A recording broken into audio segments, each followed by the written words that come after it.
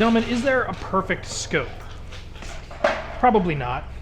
But the scope we're talking about today does a lot of things that on paper make it pretty much perfect. For example, it's got Japanese HOYA HD glass, only costs $1,000, 32 millimeter objective lens, 1-12x magnification. It's everything you could possibly want out of an optic. Sounds almost too good to be true.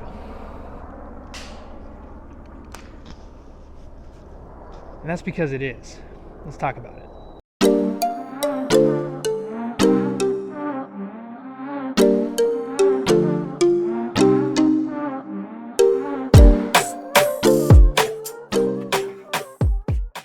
All right, starting with the reticle, you can see we have a first focal plane reticle. I'll go ahead and turn on the illumination to maximum here.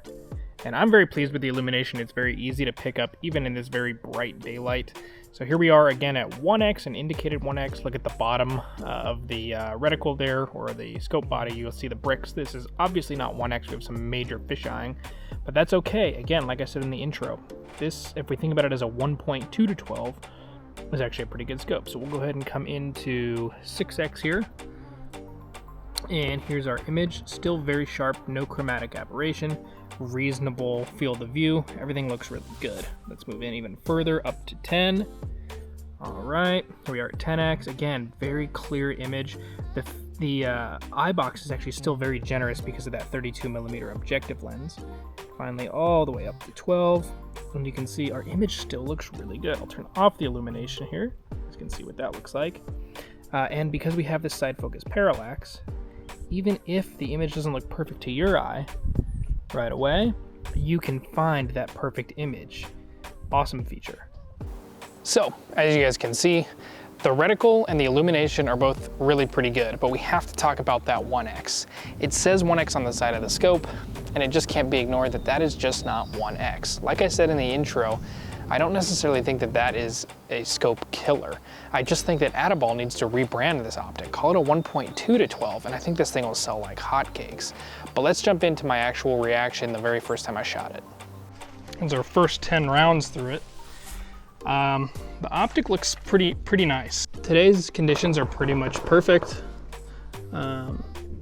With the parallax adjustment, I can really fine tune the image, which is nice. Very easy to see our holes.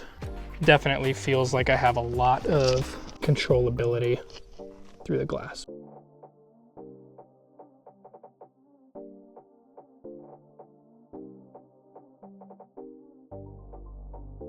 So first up is going to be the PMC X-Tech, and we're starting at 300. So Dope was calling for 1.3 hold. That was with a different velocity ammunition, so I'm going to go for a 1. Okay, just over him, so I need less hold. Splash low. Impact. Impact. Okay.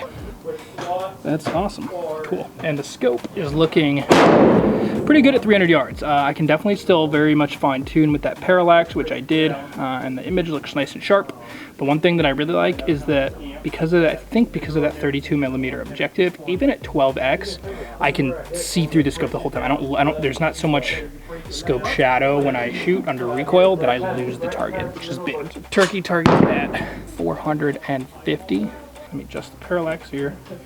Get it set just perfect. Impact, perfect. 2981 feet per second. Second to confirm. Yep, impact again. One more just for fun. Yep, I'm gonna say I'm on. 3 in a row, first round impacts at 450 yards. And okay, we're gonna move out to 550 yards. I'm gonna call 0.2 wind still. Shooter ready, adjust parallax.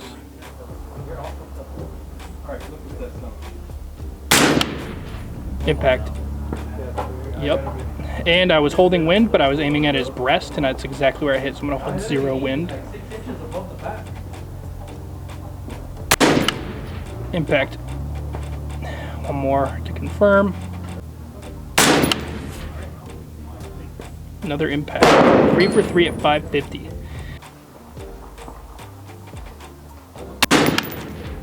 Nope, just over it. Was holding a little high.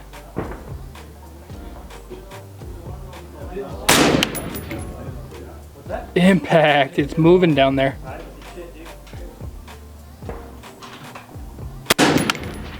Nope, just under it that time. 29.54. That wasn't that low, velocity wise.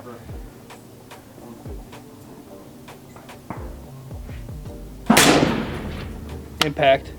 Nice. Okay, pretty happy with that. So what are my overall thoughts? Well, I think Atibal is really onto something here. I think that they've really pushed the limit with an optic like this. They've taken all of the best parts that are kind of available and crammed them into an optic that is just trying to do a little too much. I think if they could sacrifice just one thing, the magnification range, that this thing would sell great. Even bumping it 2 to 10 and having a 6x magnification range from 2 to 12, I think would put a lot less stress on the glass that already looks pretty good. The side focus parallax, I think, is definitely the saving grace of this optic. Without that side focus parallax, I really think that this thing would be a total dud. But because I can really fine tune the parallax, I can get a really clear image, even though there are some other places that the optic suffers a little bit. And for me at least, that's the most important thing, being able to reach out to 800 or so yards with 12x magnification, get a clear image and make consistent hits. The other thing that I just want to hit on is the reticle. The very first time I looked through this optic, I was super disappointed with the reticle. And it's still not my favorite, but now that I've shot it, I kind of get it. You see, Atibal uses a partially etched reticle, so it's not solid black like a lot of reticles. It's kind of a translucent gray.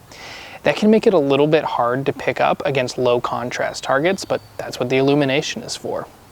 And against high contrast targets, it provides the ability to literally see through the reticle onto the target. It makes using that center aiming dot as basically a bracket around what you want to hit really, really easy. And even though it might not feel as precise, you can actually end up taking sometimes even more precise shots than you'd otherwise be able to. That being said, in a second generation of this optic, I think I'd like to see a distinct reticle. This is the same recycled reticle from their Atibal X 1 to 10, and I think it works really well in that optic. But for something that, in my opinion, could be used for a lot more precision work, I'd like a more precision style reticle. And the other thing that I really have to harp on is if they choose to go with the semi-etched reticle design, definitely make sure that those win holds are fully etched. They're so small that they get really easily lost unless you have an ultra high contrast target. Overall, I think that for $1,000, you can do a heck of a lot worse than a scope like this. That being said, if you're looking for something that has a true 1x on the low end, this isn't the optic for you.